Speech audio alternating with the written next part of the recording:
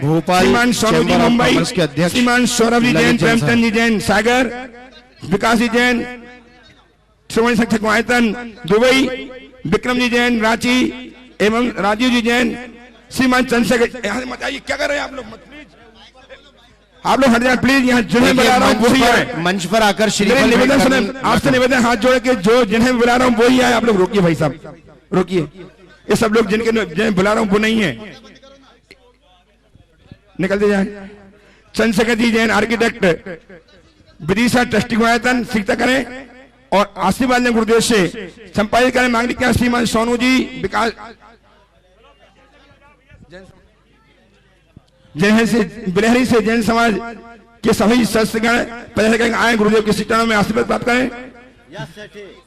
नीचे से श्रीफल नीचे से नीचे से श्री जी सेठी बड़वानी से वे भी आए और मुर्शिदनाथ जगमग जैन मंदिर समिति के सिद्धांत लेक सिटी से सभी पदाधिकारी श्रीमान जैन डॉक्टर जैन जी के साथ आशीर्वाद प्राप्त करें श्रीफल चढ़ा करके। मैं क्रम से बुला रहा हूं, प्लीज आइए, बढ़ते जाइए आप। ऊपर कोई नहीं आए। पिपलानी जगमग जैन समाज के अध्यक्ष चढ़ा दे, हो गया। आइए मांगलिक का सम्मत करने के लिए श्रीमान विकास जी जैन, सोनू जी जैन मुंबई से, विकास जी जैन दुबई से, श्रीमान विक्रम जी जैन रांची से, विक्रम जी काला, सौरभ जी जैन, प्रेमचंद जी जैन सागर से आए। गुरुदेव के चित्त का नमन करके सभा को गुरुदेव की सन्निधि प्रदान करने का सौभाग्य प्राप्त करें। आप लोग नीचे उतर जाए, आप लोग नीचे उतर जाए भाई, जो उतारो उतारो। जिन्होंने श्रीफल भेंट कर दिए हैं वे नीचे उतर जाएं तो व्यवस्था बन सकेगी मंच की। आ जाइए सभी, कीजिए, समय कम है भाई साहब, प्लीज। सोनू जी आइए मंच में। ये इस तरफ का हिस्सा भी खाली करें, गुरुदेव कार्यक्रम में शास्त्र करके। चलो तुम्हारा नाम आ गया ना। प्रदीप जी जैन जैन स्वीट्स चित्रनगर करके गुरुदेव की सन्निधि प्रदान करने के सौभाग्य प्राप्त कर रहे हैं। प्रदीप जी जैन जैन स्वीट्स भोपाल, आइए। Nemi Nagar colony. Shriman engineer Saurabh ji Jain officer Indian Oil Corporation, पुत्र प्रदीप जी जैन सामने से जैन ट्रस्टी पंचायत कमेटी भोपाल आए। श्रीमती स्वाति स्वाति सीए रोहिजन की बात, आइए। और चित्रनगर के सभा को आइए। चित्र अनावरण हो रहा है, इसलिए मंच से सब लोग नीचे उतर जाएं। मैं निवेदन कर रहा हूँ आगे पदाधिकारी भाई साहब, प्लीज जितने भी अतिरिक्त हैं वो सब नीचे उतर जाएं। निकालते जाइए इनको, क्या कर रहे हैं? सब जितने अतिरिक्त हैं वो नीचे उतर जाएं। आ जाए श्रीमान प्रदीप जी जैन जी बुला रहा हूँ भैया, सबको मेरे पास कागज है, आप उतर दे आइए सब। प्रदीप जी जैन सभी लोग नीचे विश्वबंध समिणम भक्त्या सदा संस्तुवे सर्वोच्चमियमिनं विनम्य परमं सर्वार्थ सिद्धि प्रदम ज्ञान ध्यान तपोभिरक्त मुनिपम विश्वस विश्वाश्रयम साकारम श्रमणम विशाल हृदयम सत्यम शिवम सुंदरम विद्या गुरु वंदनम। गुरुदेव की चित्त में दीप पूजन करके सभा को ज्योतित करने का सौभाग्य प्राप्त करना हमारे अतिथिगण। रुचिर दीप्तिकरम शुभ दीपकम सकल लोक सुखाकरम उज्ज्वलम चिमर जाल हरम प्रकरम सदा किल धराम सुमंगलकम मुदा। ओम ह्रीम अज्ञानधर्म दीपम पिन्वती स्वाहा।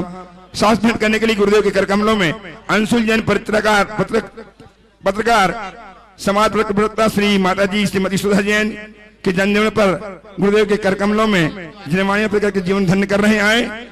जिनवाणी जग लीजिए, जिनवाणी जग मैया जन्म में दुख मेट दो, जन्म में दुख मेट दो, मरण दुख मेट दो, जिनवानी जग मैया जन्म में दुख मेट दो। और गुरुदेव के पाद प्रक्षालन करके श्रीमान प्रदीप जी जैन स्वीट्स आए, गुरुदेव के पाद प्रक्षालन करें। सोनू जैन मुंबई से पाद प्रक्षालन करके जीवन धन्य करें, जल्दी सीखते करें। आप लोग जाइए, प्रदीप जैन जैन स्वीट्स प्रदीप जी जैन आइए, आइए पाद प्रक्षालन करें जल्दी से सीखता के साथ। प्रदीप जैन का सम्मान करने के लिए श्रीमान प्रदीप जी नोहर कला, चंद्रशेखर जी जैन आर्किटेक्ट उपस्थित मंदिर मंच में आ जाए। विदिशा से मैंने गुरु के चरण पखारे, मैंने गुरु के चरण पखारे। जन्म जन्म के संचित पातक, जन्म जन्म के संचित पातक क्षण भर में निर्वार। चलिए और विराजे अपने स्थान में। मैं आपकी ओर करा रहा हूं प्रदीप जी का सम्मान। प्रदीप जी का सम्मान करने के लिए श्रीमान प्रदीप जी नोहर क्लास आए और सम्मान करके समाज के इस गौरव को वृद्धांगित करें। प्रमोद जी हिमांशु राम पे जाए। आइए प्रदीप जी इंसिस्ट। बुलाता हूँ लिख के दे। आइए प्रदीप जी जैन स्वीट्स का सम्मान करने के लिए श्रीमान प्रदीप जी नोहर कला साहब, श्रीमान प्रमोद जी हिमांशु साहब पहुंचे, सम्मान करें और पंकज सुपारी पहुंच जाए और सम्मान करके समाज के गौरव को वृद्धिंगत करें। आपकी तालियां बजाएं, इनके सम्मान में आपकी तालियां निरंतर बजती रहनी चाहिए। प्रदीप जी जैन स्वीट्स, इनके सम्मान करने के लिए श्रीमान प्रमोद जी हिमांशु साहब, श्रीमान पंकज सुपारी साहब, प्रमोद कला जी, प्रदीप जी नोहर कला साहब। चलिए जल्दी कीजिए।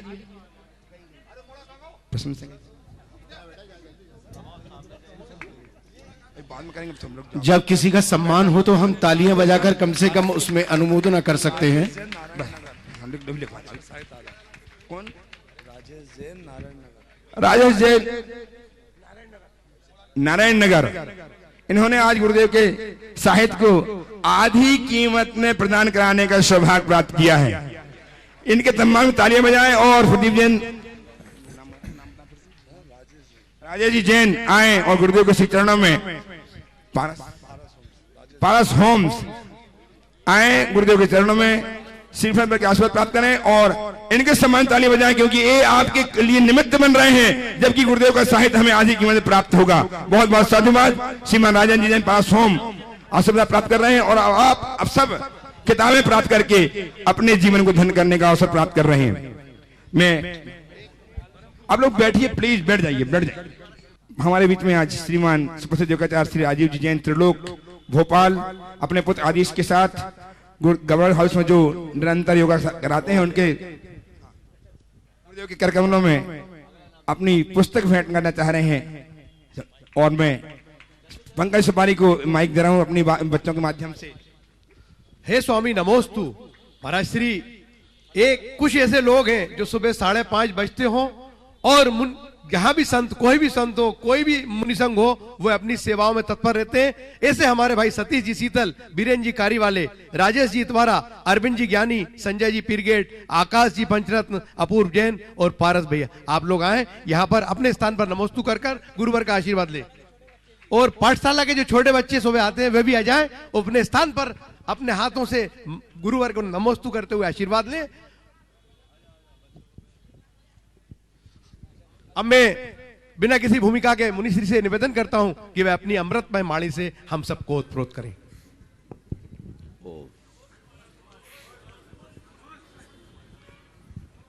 ओम नमः शिवाय।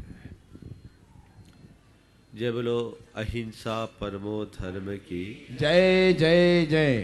परम पूज्य आचार्य गुरुवर श्री विद्यासागर जी महाराज जय जय जय। परम पूज्य मुनिराज प्रमाणसागर जी महाराज की, पंचमाला ऋषि राजों की। जीवन के संदर्भ में विगत दिनों बात प्रारंभ की थी। वही जीवन है जिसमें शांति, तुष्टि, पवित्रता और आनंद हो। शांतम तुष्टम पवित्रम च सानंदम इत्यतत्वतः जीवनम प्राहु भारतीय सुसंस्कृतम। और उसी संदर्भ में अभी तक बात शांति की चल रही थी और शांति की प्राप्ति के क्रम में हमने अशांति के कारणों पर 4 दिन 4 बातों के माध्यम से बहुत सारा विचार किया। आज दूसरा क्रम है तुष्टि, संतोष, सैटिस्फैक्शन। अपने जीवन में अंदर झांक कर देखो, अपने मन से पूछो, मेरे मन में संतुष्टि है या नहीं। आपसे सवाल करता हूं, क्या आप अपने जीवन से संतुष्ट हैं? आपके मन में पूर्ण संतुष्टि है या अभी भी कुछ चाह बची हुई है? आप अपनी भावभंगिमा से ये तो प्रकट कर रहे हो कि हम में संतुष्टि है, लेकिन थोड़े गहरे उतरेंगे तो ढेर सारी शिकायतें प्रकट होना शुरू कर लेगी।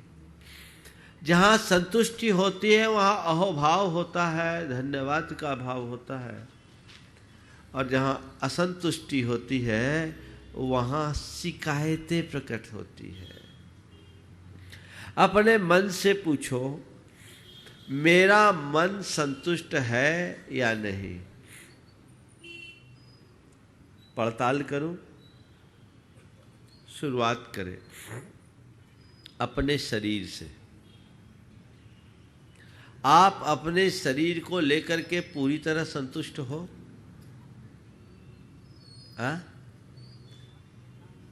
ठीक ठाक है। अभी पोल खुलेगी।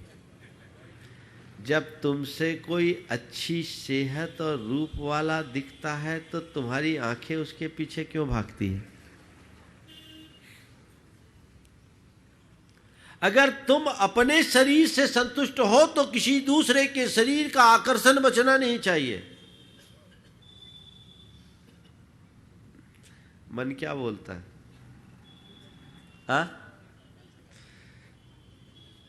मन से पूछो। जहां संतोष होना चाहिए वहां संतोष दिखता नहीं। ये होता, अरे वैसा होता तो और अच्छा होता, वैसा होता तो और अच्छा होता। अपनी संपत्ति से संतुष्ट हो? कोई नहीं। शरीर से संतुष्ट होने वाले तो फिर भी मिल जाएंगे, क्योंकि शरीर को बदलने की कोई व्यवस्था है ही नहीं। अब तो भोगना उसी को पड़ेगा, अच्छा हो तो, बुरा हो तो। और एक और अंतर है, संपत्ति की ग्रोथ के लिए मेहनत करनी होती है, शरीर की ग्रोथ तो प्रकृति दे देती। एक उम्र तक शरीर बढ़ता है, फिर धीरे धीरे धीरे धीरे ह्रास होने लगता है, चाहे आप उसको कितना भी मेंटेन करो। पर संपत्ति के क्षेत्र में ये बात नहीं है। मनुष्य अपने प्रयासों से उसकी ग्रोथ करता जाता है, करता जाता है, करता जाता है, और उस ग्रोथ की कोई अंतिम सीमा उसे नहीं दिखती। जिंदगी पूरी हो जाती है, संपत्ति पाने की लालसा खत्म नहीं होती है ना। सवाल ये है कि ये धन, पैसा, ये संपत्ति किसके लिए? अपने मन से पूछो, किसके लिए? आपसे अगर कोई पूछे या मैं पूछूं, आप पैसा क्यों कमाते हो, क्या उत्तर है? थोड़ा जोर से बोलो। किस लिए कमा रहे हो? क्यों कमा रहे हो? जरूरत के लिए कमा रहे हो या कमाने के लिए कमा रहे हो? बस इतना बता दो। किसके लिए कमा रहे हो? जरूरत के लिए या कमाने के लिए कमा रहे हो? बोलो। भविष्य के लिए कमा रहे हैं। भैया सोच बहुत अच्छी है, मुझे कोई आपत्ति भी नहीं है। भविष्य के लिए कमाओ, पर ये तो बताओ कि तुम्हारा भविष्य कितना है। भविष्य कितना ये तो बता दो। कोई बता सकता है मेरा भविष्य इतना है? क्यों प्रमोद? नहीं बता सकता ना। फिर भविष्य के लिए अरे किसके लिए कमा रहे हैं? संत कहते हैं जीवन के लिए कमाना समझदारी है, और कमाने के लिए जीवन गंवाना पागलपन।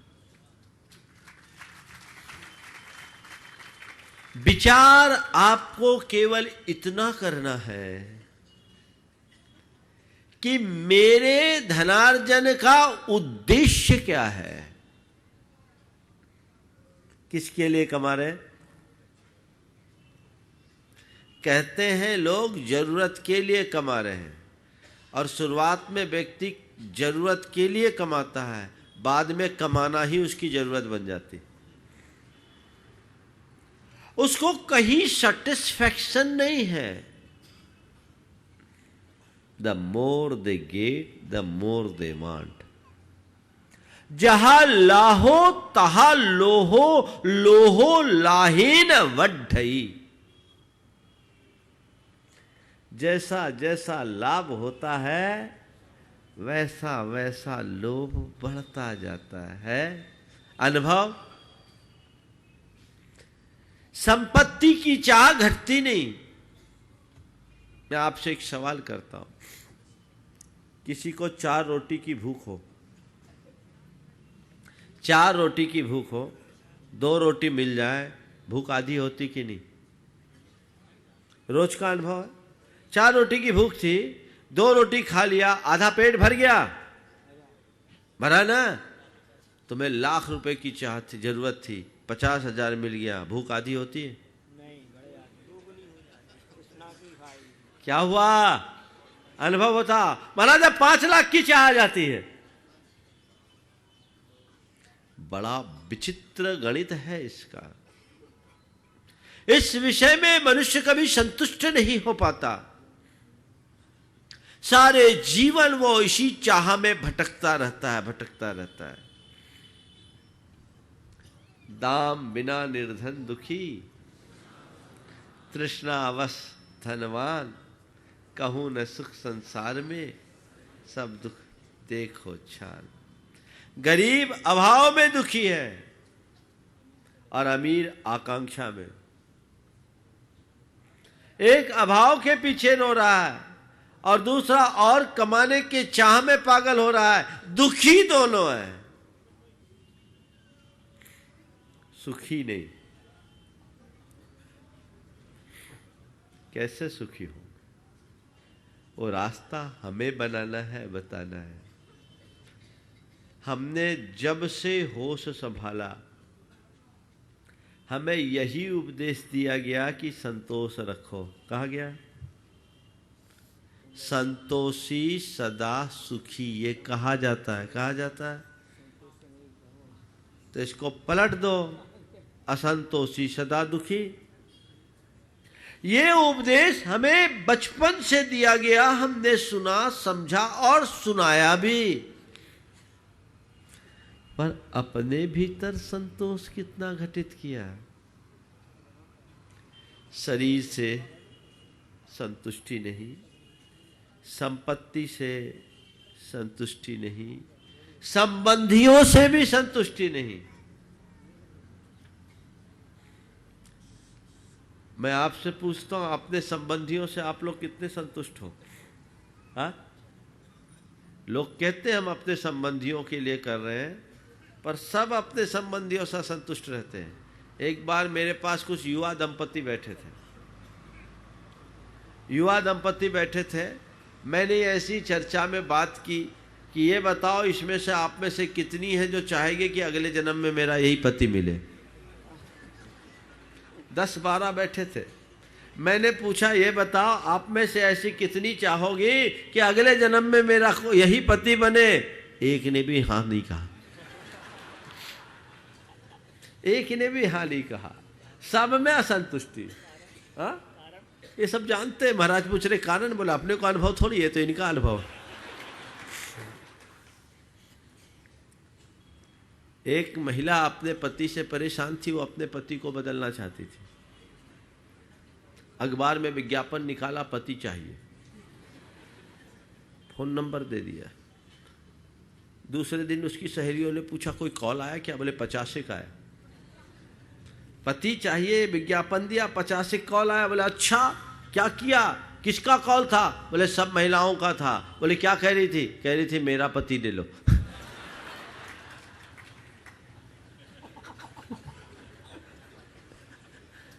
संतुष्टि कहीं नहीं है, सब परेशान है। शरीर से संतुष्टि नहीं, संपत्ति से संतुष्टि नहीं, अपनी संबंधियों से प्रतिष्ठा नहीं, संतुष्टि नहीं, और अपनी जो सामाजिक प्रतिष्ठा है उससे भी संतुष्टि नहीं। कोई कहीं संतुष्ट नहीं है, सब भागम भाग में लगा है, और आगे और आगे और आगे और आगे। कब तक चलेगा? इसकी जड़ क्या है? 4 बातें आज उसी संदर्भ में कहूंगा। मन में संतुष्टि क्यों नहीं? सबसे पहली बात, अभावोन्मुखी दृष्टि। क्या बोला? अभावोन्मुखी दृष्टि। जो है उसे देखोगे तो संतोष होगा, और जो नहीं है उसकी तरफ भागोगे तो असंतोष होगा। संतुष्ट व्यक्ति सदैव उसे देखता है जो उसके पास है, और असंतुष्ट व्यक्ति हमेशा उसके पीछे पागल होता है जो गैरों के पास है, उसके पास नहीं। संतोष और असंतोष में अंतर क्या है? संतोष में अ लगा दो तो असंतोष, ये अभाव का असंतोष है। अपने मन को पड़ताल करके मन का पड़ताल करके देखो, तुम्हारे पास जो है अगर तटस्थ भाव से देखा जाए तो वो अपने आप में परिपूर्ण है, पर्याप्त है, लेकिन फिर भी वह तुम्हें पर्याप्त प्रतिभाषित नहीं होता, अपर्याप्त, अधूरा सा लगता है। ये लगता है कि नहीं, ये और होता तो, ये और होता तो, ये और होता तो। अभाव और अल्पता की अनुभूति मनुष्य को सदैव दुखी बनाए रखती है। आज आप जिस स्थिति में हो उसकी पड़ताल करो। जीवन के निर्वाह के लिए आधारभूत जो चीजें आवश्यक है वो तुम्हारे पास है या नहीं? है तो महाराज, पर मेरे पड़ोसी से कम है।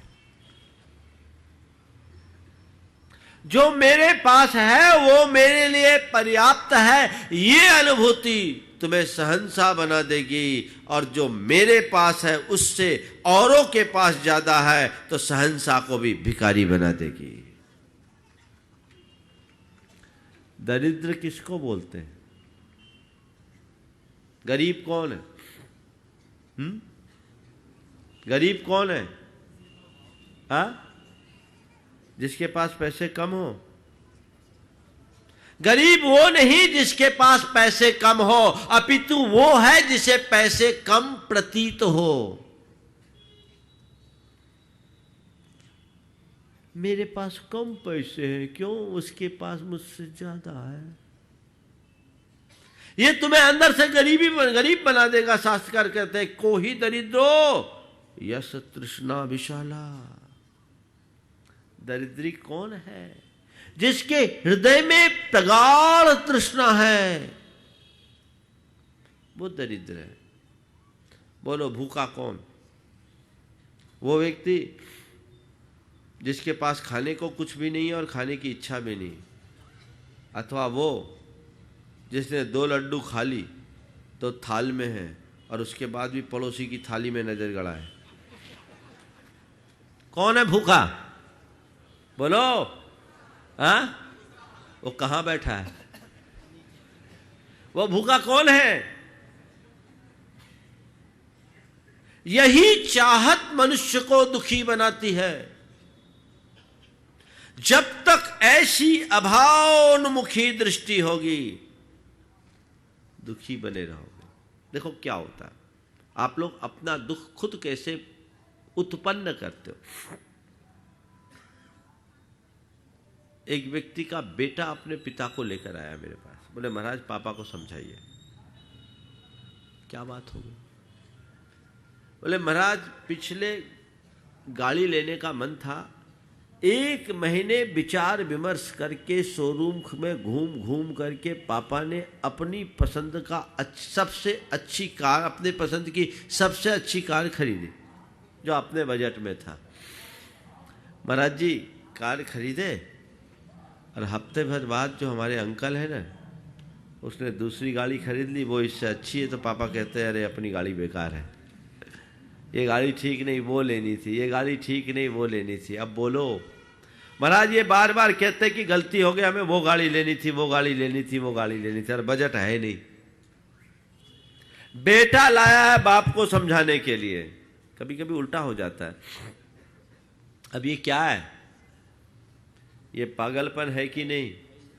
आदमी शुरुआत में सपने संजोता है कि इतना हो जाए तो बहुत, लेकिन जब उतना बड़ा होता है तो सपना और बड़ा हो जाता है। क्षमा सागर जी ने बहुत अच्छी बात लिखी कि आदमी अपने रहने के लिए घर बनाता है, बनाते वक्त घर बहुत बड़ा दिखता है, लेकिन जैसे जैसे और फिर जैसे जैसे वो बड़ा बनता है दूसरा घर बना लेता है, आदमी चला जाता है, घर वहीं खड़ा रह जाता है, वो जिंदगी भर केवल घर ही बदलता रह जाता है। जीवन भर केवल घर बदल रहा है, अंदर की चाह नहीं मिटेगी तो तुम्हें जीवन की राह कभी नहीं मिल सकेगी।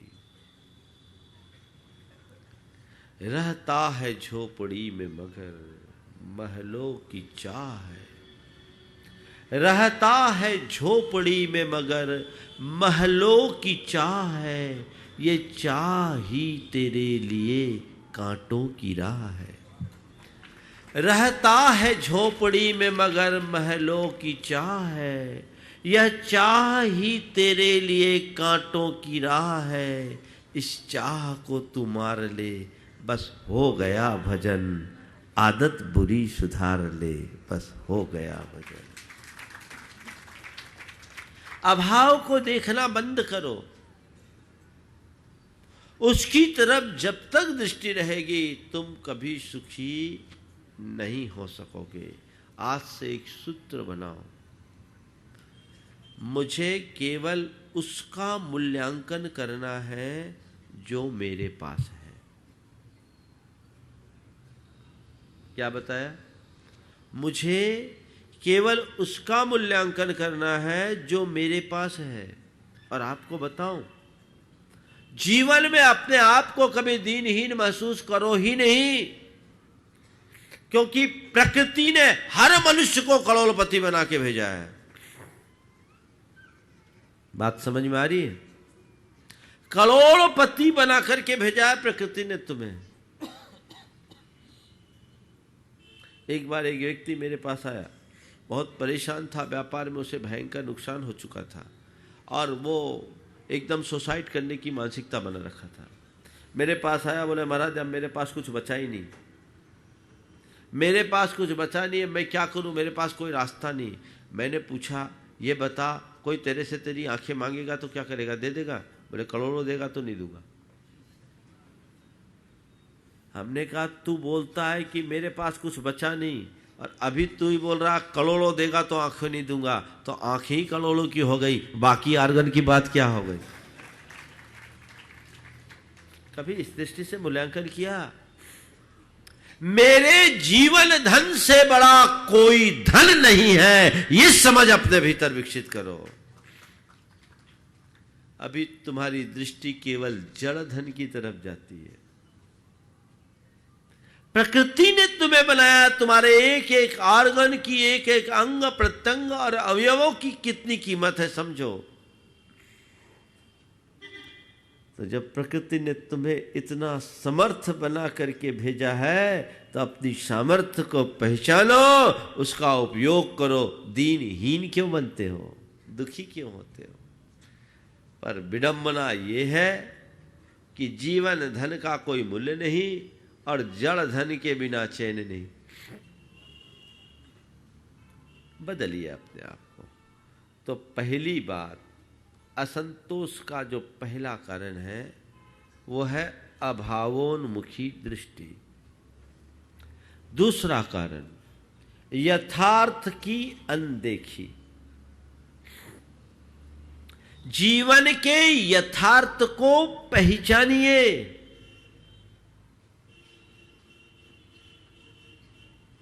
आपने कभी जीवन के यथार्थ के बारे में सोचने की कोशिश की? शायद नहीं की होगी। अपने अनुभवों को पलट करके देखिए। संसार में एक भी मनुष्य आपको ऐसा मिला है जो ये कहे कि मैंने जो चाहा वही पाया और मैं जो चाहता हूं वो पा ही लेता हूं? है कोई सभा में? पूरी दुनिया में कोई नहीं मिलेगा कि तुमने जो चाहा वही तुम्हें मिलेगा। कोई नहीं है। मैं आपसे सवाल करता हूं, आपका जन्म भोपाल में हुआ, आपकी इच्छा से हुआ क्या? जिस माँ बाप के घर जन्म लिए एप्लीकेशन लगा के आए थे क्या? तुम्हें जो शरीर मिला वो तुम्हारी पसंद से मिला क्या? बोलो। तुम्हारा जन्म स्थान तुम्हारे पसंद का नहीं, तुम्हारा शरीर तुम्हारे पसंद का नहीं, तुम्हारे माँ बाप भी तुम्हें तुम्हारे पसंद से नहीं मिले, तुम्हारी बुद्धि भी तुम्हारी पसंद की नहीं। जो है उसको तुम्हें पसंद करना पड़ा ना। तुम्हारी पसंद की क्या है इस दुनिया में? बोलो, पसंद की क्या है? एक बार मैंने ऐसी सवाल किया कि तुम्हारी पसंद की क्या है, तो एक ने कहा पत्नी। हमने कहा इसीलिए फेल हो गए। है ना? बैठा है, ये बोल रहा है। हाँ, वो भाई एक आध मिल ही जाते हैं सब जगह। ये सब किसने दिया? ये संयोग ने दिया है। संयोग प्रायः कर्माश्रित होते हैं और कर्मजन्य संयोगों को हमें स्वीकार करना पड़ता है। शुभाशुभ कर्म ही तुम्हें अनुकूल और प्रतिकूल संयोग देते हैं। कर्म अनुकूल होगा, संयोग अनुकूल बनेंगे। कर्म प्रतिकूल होगा, संयोग प्रतिकूल होंगे। तो फिर ज्यादा चाहत पाल करके क्या फायदा? दुखी तो होगे। मुझे चाहिए कि मैं अपने अनुकूल संयोगों को ना बना पाऊं, कोई बात नहीं, पर संयोगों के अनुकूल अपनी बुद्धि बना लो, जीवन सुखी हो जाएगा।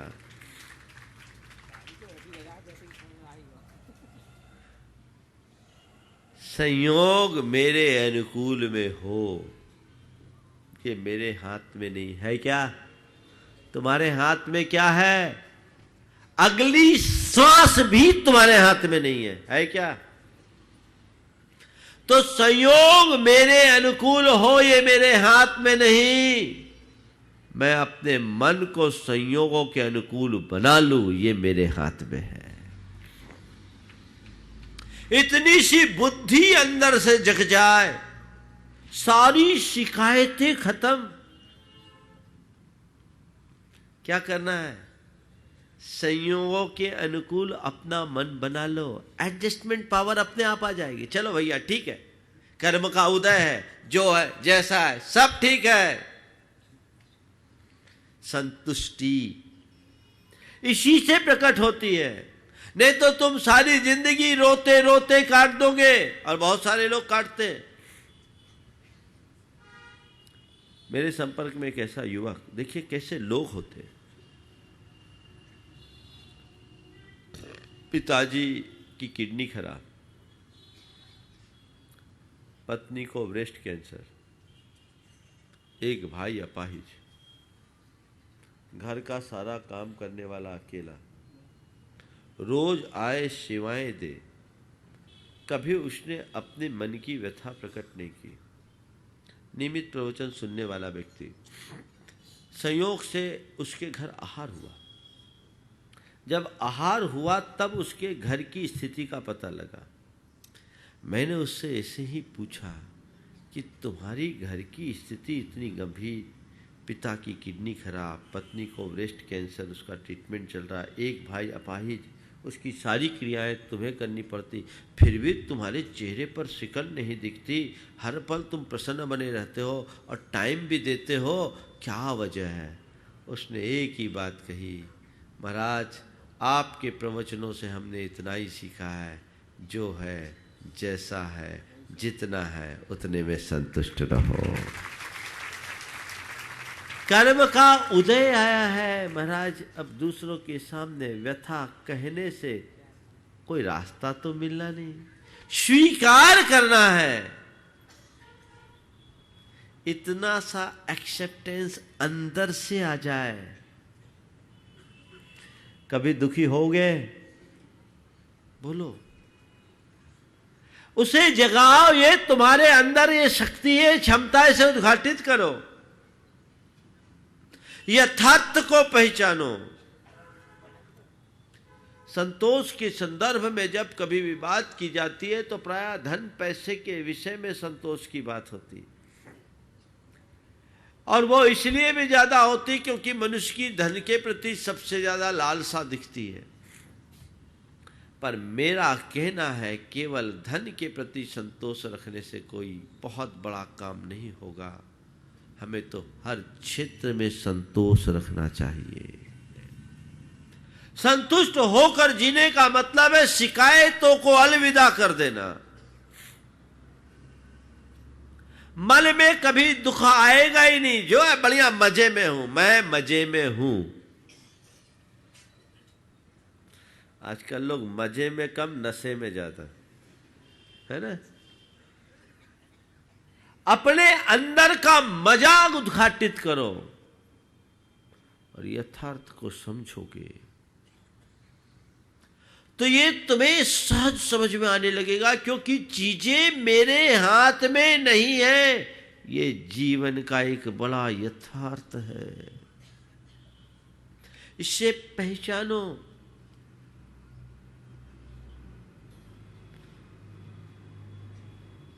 हमारे यहां कहावत है, पूत कपूत तो का धन संचय,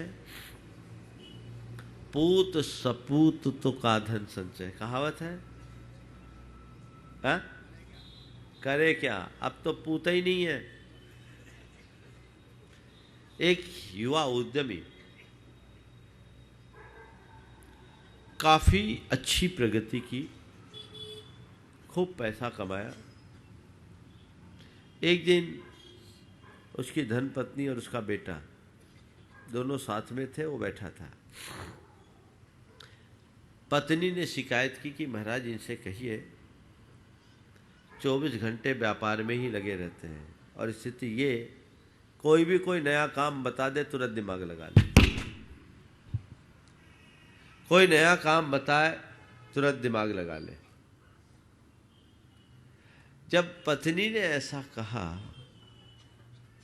उसका कई तरह का काम था, बीड़ी के पत्ते का भी काम था, जंगलों में महीनों रहना पड़ता था। पत्नी ने जब ऐसा कहा तो उसने इशारा करते हुए कहा, महाराज सब इन्हीं लोगों के लिए तो कर रहा, सब इन्हीं लोगों के लिए तो कर रहा हूं। पत्नी ने छूटते ही कहा, महाराज हमें इनका पैसा नहीं चाहिए, हमें हमारा पति चाहिए। हमें पैसा नहीं चाहिए, हमें पति चाहिए। बोला, महाराज मैं सोचता हूं थोड़ा पर्याप्त हो जाए, पर्याप्त हो जाए। मैंने पूछा, भैया पर्याप्त कब होगा? पर्याप्त की कोई सीमा है? कोई सीमा नहीं, अंत तक पर्याप्त नहीं होता। महाराज फिर भी थोड़े बच्चों के लिए तो कुछ रखना पड़ता है। बेटे ने क्या कहा, पापा मेरी एक रिक्वेस्ट है, पापा मेरी एक रिक्वेस्ट है, आप जिंदगी में जितना भी कमाओ ना, अपने हाथ से दान धर्म में लगा देना, मुझे आपका एक पैसा भी नहीं चाहिए। आप जितना कमाओ दान धर्म में लगा देना, मुझे आपका एक पैसा भी नहीं चाहिए। आपने मुझे इस लायक बना दिया कि मैं अपनी जिंदगी अच्छे से निकाल सकता हूं। कृपा कर मेरे पीछे आप पागल मत होइए। ये कंसेप्ट बहुत तेजी से आ रहा है। पहले की संतान चाहती थी कि मेरे बाबूजी की संपत्ति मुझे मिले, और आज की जनरेशन में बहुत तेजी से सोच बदली है कि आपको जो करना करो, हम तो अपना खुद कर लेंगे। आ गई ना? फिर भी लोग पागल हैं। और उसके बाद आखिरी में करते क्या, जिंदगी भर जोड़ जोड़ के चौकीदार बन के रह जाते और छोड़ के चले जाते। क्या काम, हाँ? इससे अपने आप को बचाइए। ये असंतोष का कारण है। यथार्थ को समझो, कर्म के सिद्धांत पर भरोसा करो, संयोगों को समझोगे, तुम्हारे अंदर की जो असंतुष्टि है दिनों दिन मंद हो जाएगी। संतोष रख करके जीने का मतलब मैं आपको ये नहीं कहना चाह रहा हूँ कि आप हाथ पर हाथ धर करके बैठ जाओ। मेरे कहने का भाव केवल इतना है कि भैया हाय तौबा मत मचाओ। हाय हाय करने से तो बचो। 24 घंटा एक ही धुन, आखिर कब तक? कहीं रुको, कभी रुको, थोड़ा थमो तो सही। कब तक भागते रहोगे? कहां आखिर भाग के जाओगे कहां? हाँ? अब भागने वाला कौन होता है? सड़क पर चलते चलते आपको एक प्राणी मिलता होगा, कभी भी देखे होंगे, वो हमेशा भागता ही दिखता है, खड़ा नहीं दिखेगा, चलता नहीं दिखेगा। देखा आपने? कौन सा प्राणी है वो? हाँ, बोलो थोड़ा जोर से। उसको कभी चलते देखा आपने? हाँ, थोड़ा जोर से तो बोलो। वो चलेगा नहीं कभी, क्या करेगा? भागता ही जाएगा। एक बार मैं बिहार कर रहा था, मेरे सामने से एक गाड़ी क्रॉस हुई और एक कुत्ता उसके पीछे लग गया। गाड़ी की बहुत ज़्यादा स्पीड नहीं थी, कुत्ता पीछे पीछे। मेरे साथ के युवकों ने मुझसे पूछा, महाराज क्या ये कुत्ता गाड़ी को पकड़ पाएगा? मैंने कहा पकड़ भी लेगा तो बैठ नहीं पाएगा। पकड़ भी लेगा तो बैठ नहीं पाएगा, और बैठ भी गया तो चला नहीं पाएगा। पकड़ भी लिया तो बैठ नहीं पाएगा, बैठ भी गया तो चला नहीं पाएगा, और चला भी लिया तो कुत्ता ही कहलाएगा, आदमी नहीं बन पाएगा। कुत्ता ही तो कहलाएगा। भैया इस चीज को समझो और जीवन की दिशा बदलने की कोशिश करो, तो आप अपने अंदर के असंतोष को दूर कर सकोगे। कई लोगों के अंदर तो ऐसी प्रगाढ़ चाह होती कि मत पूछो। असंतोष का तीसरा कारण, अंदर पलने वाली प्रगाढ़ लालसा। कुछ लोगों की स्वाभाविक लालसा होती, वो बढ़ती जाती, जैसे सुरसा का मुंह एक बार खुला तो खुलता ही जाता है। ऐसे लोग खुद से परेशान होते हैं, वो कभी सुखी नहीं हो सकते। एक बार एक दंपति आए, पति कुछ उदास सा था। मैंने पूछा क्या बात है भाई, आज तुम बड़े मायूस दिख रहे हो? बोले महाराज क्या बताऊं, लाख रुपए का नुकसान हो गया। महाराज क्या बताऊं, लाख रुपए का नुकसान हो गया। पत्नी ने बीच में ही बात काटते हुए कही, महाराज इनकी बातें छोड़ो, इनकी तो आदतें ही ऐसी है। महाराज इनकी बातें छोड़ो, इनकी तो आदतें ही ऐसी हैं, ये नहीं कहते कि 2 लाख का फायदा हुआ। मुझे बड़ा विचित्र लगा। पति कह रहा है लाख रुपए का नुकसान हो गया, पत्नी कह रही है 2 लाख का फायदा हो गया। मैंने पूछा मामला क्या है? बोला महाराज कल ही इन्होंने 1500 के खरीद का चना 1900 के भाव बेचा। पुरानी बात है, 20 साल, अभी तो मेरे ख्याल से चना महंगा होगा। तो 1500 के खरीद का चना 1900 के भाव बेचा, आज दाम 2100 हो गए, सो रो रहे हैं कि 1 लाख का नुकसान हो गया।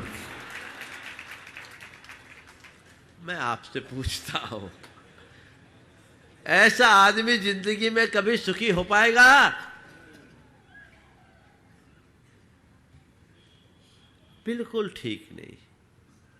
इस लालसा से अपने आप को बचाइए। संतोष को बढ़ाना है तो तीसरा कारण जो असंतोष का, उसको भी ध्यान में रखिए, आय से अधिक व्यय। अपनी अर्निंग के अनुरूप ही खर्चा कीजिए। आज लोग अपनी आय नहीं देखते, व्यय करते जाते हैं होड़ में। क्षमता से ज्यादा जब आप खर्च करोगे तो सदैव परेशान रहोगे। ऐसा आदमी दुखी रहेगा और 10 तरह के हथकंडे अपनाने की कोशिश करेगा।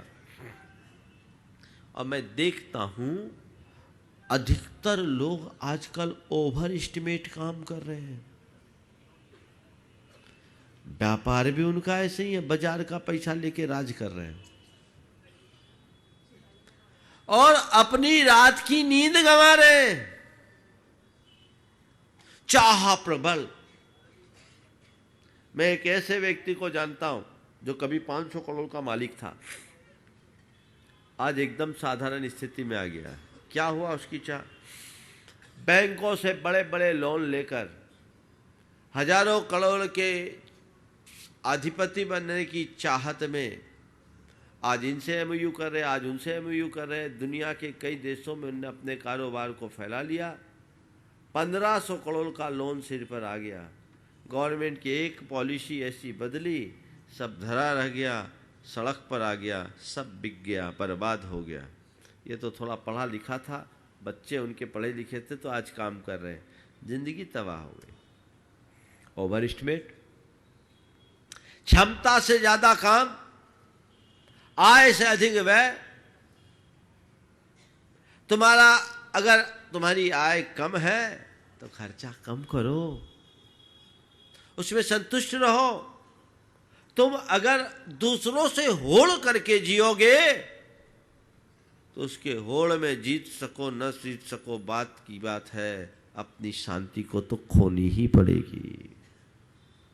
तुम्हारी शांति और संतुष्टि तुम्हारे हाथ से दूर छिटक जाएगी। देखो मेरी स्थिति क्या है, वही मेरे लिए ठीक है, और अपने मन के राजा बनो। दूसरों के राज को क्यों देखते हो? पर मनुष्य की दुर्बलता है, अपना सुख औरों में खोजता है। अपना सुख औरों में खोजता, उसके पास जो है वो मेरे पास आ जाए तो मैं सुखी होऊंगा। अरे तेरे पास जो है उसका मूल्यांकन कर ले, उसका रस ले ले। तेरे से खुशनसीब इस दुनिया में फिर कोई दूसरा दिखेगा ही नहीं। लेकिन उधर दृष्टि बहुत कम लोग रख पाते हैं और उसी कारण सारी जिंदगी रोते रोते काटने को मजबूर होते हैं। ये व्यवस्था बनाइए। आय से अधिक व्यय, इससे अपने आप को बचाइए। असंतुष्टि का चौथा और आखिरी कारण जो आजकल बहुत रूढ़ हो गया, जीवन जीने का कृत्रिम तरीका। आजकल आप लोग स्टेटस के नाम पर जो चीजें ओढ़ते हैं ना, वो आपको अंदर से तोड़ डालती है। साधारण आदमी भी अपने आप को करोड़पति दिखाना चाहता है। उसे वही ब्रांडेड कपड़े चाहिए, वैसी ही लग्जरी गाड़ी चाहिए, वैसी पॉश एरिया में घर चाहिए, वैसे ही घूमने फिरने के लिए खर्चे चाहिए। तो गाड़ी चलेगी कैसे? बोलो। अगर तुम्हारी आय सीमित है, तुम्हारी स्थिति साधारण है, तो तुम साधारण रूप से जी करके सहज रहोगे। अगर तुमने अपनी क्षमता के अलग अपने आप को दिखाया कुछ और, तो आज नहीं कल तुम्हारी पोल खुलेगी और कहीं के भी नहीं रह सकोगे। होता है। मैं एक व्यक्ति को जानता हूं, साधारण, और उसका मित्र करोड़पति, शुद्ध माने अच्छा करोड़पति के अरबपतियों में। लेकिन उसने एक बात कही जो बहुत ध्यान देने लायक।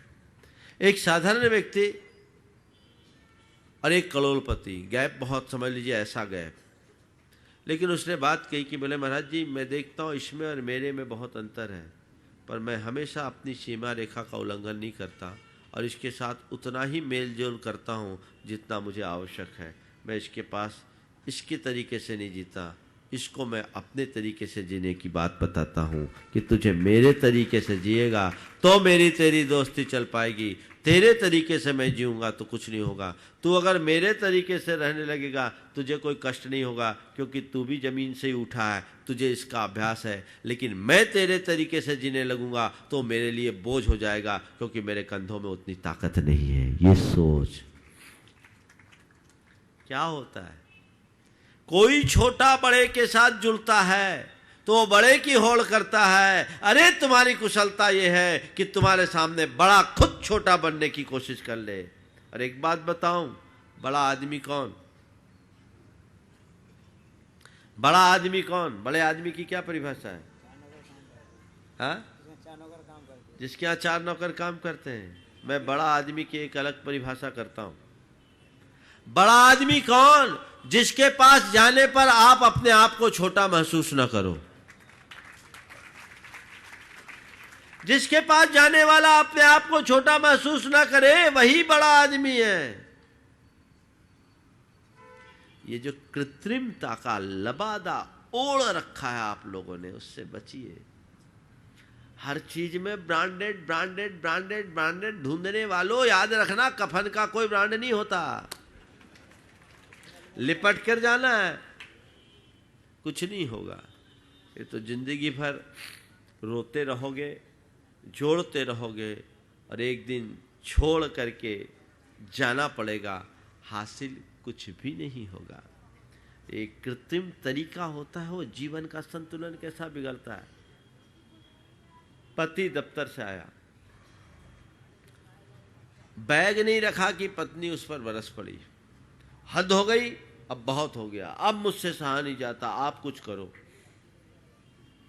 बहुत हो गया, अब मुझसे सहा नहीं जाता, आप कुछ करो। उसने पूछा क्या हो गया, क्या नहीं सहा जाता, बोलो तो मुझे क्या करना। बोले आपसे कितनी बार कहा कि ये 5,000 रुपये महीना का फ्लैट अपने अनुकूल नहीं है, अपने को। मेरी सारी सहेलियां 10,000 रुपये महीने वाले फ्लैट में रहती हैं, आप मेरा फ्लैट बंद दो, ये फ्लैट बंद दो, इस फ्लैट में नहीं रहना। मैं अपनी सहेलियों के बीच रहती हूँ तो नजर नहीं मिला पाती। पति ने कहा अपना फ्लैट अच्छा, अपना काम चल रहा है और अपनी आमदनी इतनी है, इतने में अपना काम चल जाए। आप चाहे जैसी आमदनी बढ़ाओ, मैं इस पर ये सब नहीं सुनना चाहती। किसी भी तरह से फ्लैट आपको बदलना है। अब पति बेचारा क्या करता, और जिसकी पत्नी ऐसी हो उस पति को बेचारा ही कहना ठीक है। और क्या करे, ठीक है, रह गया। 5 दिन बाद वो आया और दूर से आवाज लगाते हुए कहा, अजी सुनती हो, अजी सुनती हो क्या? भगवान ने तुम्हारी सुन ली। अजी सुनती हो? बोले क्या भगवान ने तुम्हारी सुन ली? बोले क्या हम 10,000 रुपये वाले फ्लैट में जा रहे हैं? बोले नहीं, मकान मालिक ने इसी का किराया 10,000 कर दिया।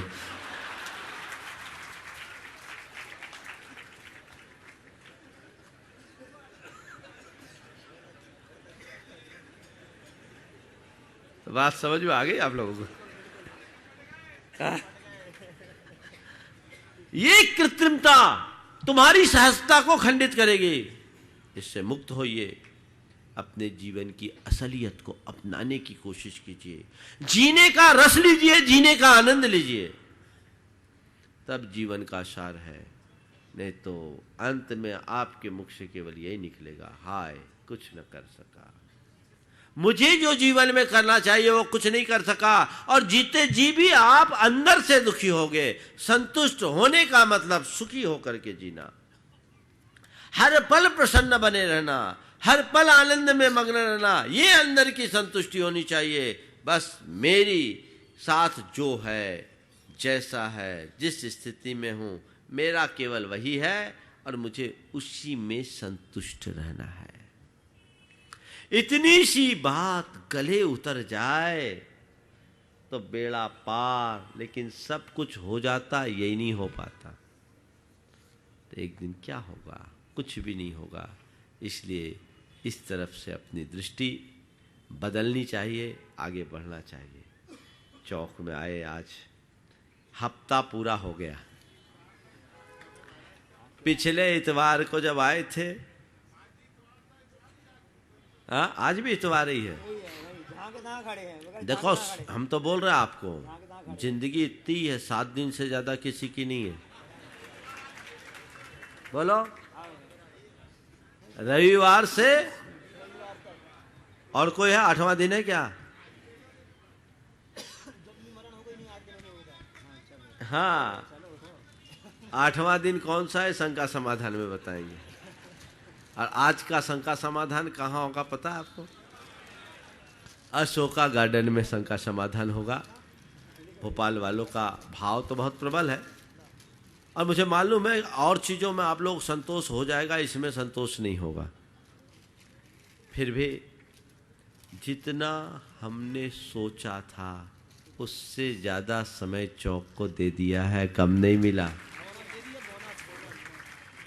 समझ गए? हाँ हाँ, 2.5 गुना हो गया, काफ़ी मिल गया। इसलिए जितना लाभ मिला है उसका लाभ लीजिए। और आप सबके लिए देखिए, ये बात सच है, अभी तो हम भोपाल में हैं और 26 तारीख तक तो विधान ही है, ये भी बोनस ही है, इसलिए इसका लाभ लीजिए। विधान के लिए बहुत सारी तैयारियां कर ली गई, बहुत अच्छे लोकेशन पर यह विधान है। कल बहुत सारे लोग उपस्थित नहीं थे। श्यामला हिल्स में कौन सा पॉलिटेक्निक है? हाँ? अरे नाम बोलो ना स्थान का। सरदार पटेल पॉलिटेक्निक कॉलेज के हॉस्टल के ग्राउंड में सिद्ध चक्र महामंडल विधान का बहुत विस्तृत जगह इन लोगों ने खोज ली। आप सबके पुण्य से वो मिल गया और ये भी कि निःशुल्क प्राप्त हुआ, एक बहुत अच्छी चीज़ है। पूरे भोपाल के हाट में है, तैयारियां चालू हो गई। बाहर की तैयारी ये लोग कर रहे हैं, आपको अपनी भीतरी तैयारियां करनी है।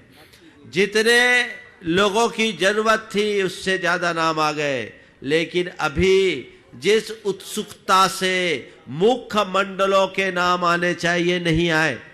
2-1 तो मेरे पास आ गए, 3 आ गए, लेकिन आप आइए, ये मौका मत चूकिए। सिद्ध चक्र महामंडल विधान संस्कृत का संपन्न कराने का सौभाग्य मुख्य आयोजक बनकर के, मुख्य पुण्यार्जक बनकर, कोई साधारण बात नहीं है। जीवन में करोड़ों खर्चा करोगे तो वो पुण्य अर्जित नहीं हो पाएगा जो लाभ आज आप लोगों को मिलने वाला है।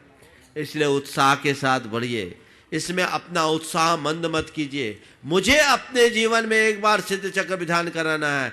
ऐसे आप विधान करते हो तो आपको पता है कितना खर्चा लग जाता है। यहाँ तो बहुत थोड़े में निपट रहे हैं, पर जिसमें हजारों लोग बैठेंगे उनके पुण्य का श्रेय उनको जाएगा जो मूल मंडप को लेकर के रखेंगे, जिनके हाथों से ध्वजारोहण होगा, जिनके हाथों से मंगल कलश रखा जाएगा, जो उसका दीप प्रज्वलन करेंगे, जो मंडप का उद्घाटन करेंगे।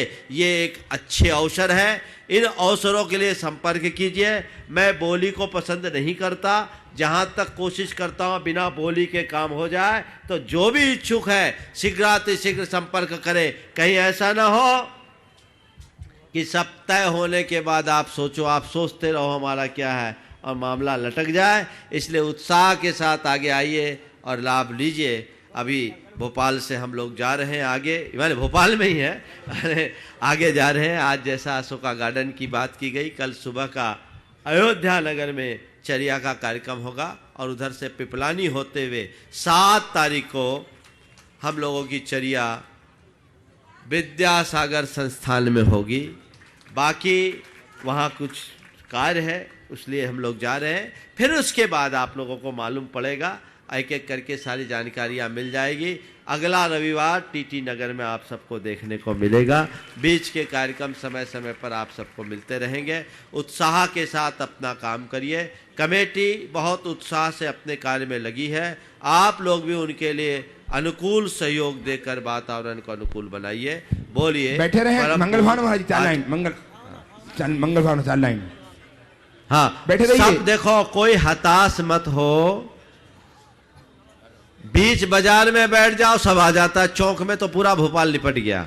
फिर भी अधिक से अधिक जहां हमारे लिए अनुकूलता बनेगी सबको हम लोग लाभ देंगे। महाराजों से भी चर्चा हो गई, चिंता मत कीजिए, जैसा बनेगा वैसा करेंगे। मंगल भावना की 4 पंक्तियां। मंगल मंगल होए जगत में सब मंगलमय हो। मंगल मंगल हो ये जगत में सब मंगलमय हो। धरती के हर प्राणी का मन मंगलमय हो। इस धरती के हर प्राणी का मन मंगलमय हो। मंगलमय हो प्रात हमारा रात सुमंगल हो। मंगलमय हो प्रात हमारा रात सुमंगल हो। जीवन के हर पल हर क्षण की बात सुमंगल हो। जीवन के हर पल हर क्षण की बात सुमंगल हो। हर घर में मंगल छा जावे जन जन मंगल हो। घर घर में मंगल छा जावे जन जन मंगल हो। धरती का कण कण पावन और मंगलमय हो। इस धरती का कण कण पावन और मंगलमय हो। मंगल मंगल होए जगत में सब मंगलमय हो। मंगल मंगल हो ये जगत में सब मंगलमय हो। धरती के हर प्राणी का मन मंगलमय हो। इस धरती के हर प्राणी का मन मंगलमय हो। सब जग में मंगल बढ़े टले अमंगल भाव है प्रमाण की भावना सब में हो सद्भाव। जावानी के ज्ञान ते सूझे लोकालोक सुवाणी मस्तक धरो सदा देत हो धूप। वाणी भारती तोह जपो दिन रैन जो तेरी शरणा गहे सो पावे सुख चैन।